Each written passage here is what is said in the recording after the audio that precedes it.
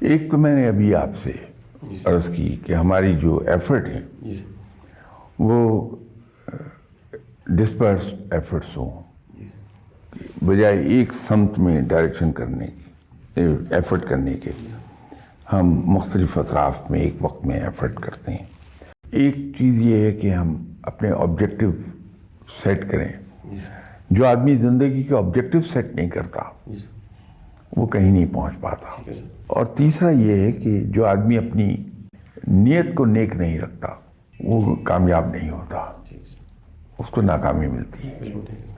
تو آپ زوال کے اسے ریزنز لے لیں یا کامیابی کے ریزنز میں لے لیں، تو ایک طرف آپ کو نہ لگانی پڑ جائے گی، دوسری طرف یہ ہے کہ جس آدمی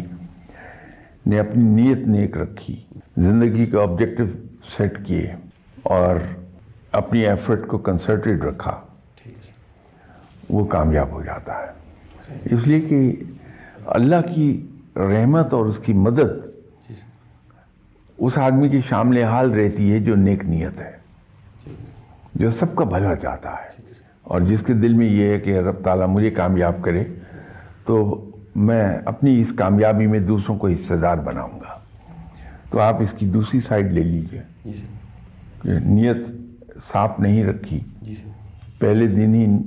دوسرے کو دھوکے دینے کی نیت ہے، یا کسی کے کندھے پہ پاؤں رکھ کے اوپر چڑھنے کی نیت ہے، آگے بڑھنے کے لیے ایلبو کا استعمال کرنے کی نیت ہے، کبھی کامیاب نہیں ہوتا۔